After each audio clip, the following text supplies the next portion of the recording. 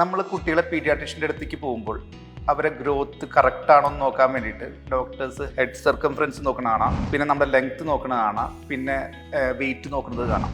അതായത് കുട്ടിയുടെ physical growth correct ആണോ, അതൊരു ഗ്രാഫ് ഉണ്ട്, എന്നിട്ട് അതിൽ പ്ലേസ് ചെയ്യും. അത് ബാക്കിയുള്ള പോലെ തന്നെ നോർമൽ ഗ്രോത്ത് ആണെന്ന് അറിയാൻ വേണ്ടിയിട്ടാണ്. അതുപോലെ തന്നെ ബ്രെയിനിൻ്റെ ഡെവലപ്മെൻറ്റിൻ്റെ ഒരു ചെക്ക് ലിസ്റ്റ് നമുക്ക് ചെയ്താലോ. കുട്ടികളിൽ ഒരു 1-1.5 വയസ്സ് കഴിയുമ്പോൾ ഈ 2-3 കാര്യങ്ങൾ നമ്മൾ ക്ലിയറായിട്ട് ചെക്ക് ചെയ്യണം.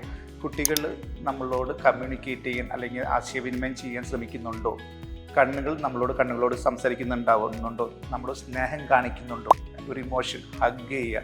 പാല് കുടിച്ച് കഴിഞ്ഞ് കഴിഞ്ഞാൽ കുട്ടികൾ അമ്മേനെ ഒരു സ്നേഹത്തോടൊരു നോട്ടുണ്ട്, താങ്ക്ഫുള്ളി, അതുണ്ടോ. അതുപോലെ തന്നെ 2 വയസ്സിന് ശേഷം കുട്ടികൾ വാക്കുകൾ അറ്റ്ലീസ്റ്റ് ഒരു 10-50 വാക്കുകൾ, അച്ഛൻ, അമ്മ, കാക്ക, പൂച്ച എന്നീ വാക്കുകൾ കറക്റ്റായിട്ടുണ്ടോ. ഇത് എല്ലാം കറക്റ്റായിട്ടുണ്ടെങ്കിൽ കുട്ടികളുടെ ബ്രെയിൻ ഡെവലപ്മെൻറ്റ് കറക്റ്റാണ്. ഇതല്ലെങ്കിൽ നമ്മൾ അത് എത്രയും പെട്ടെന്ന് ഡോക്ടറെ കാണിക്കേണ്ടതാണ്.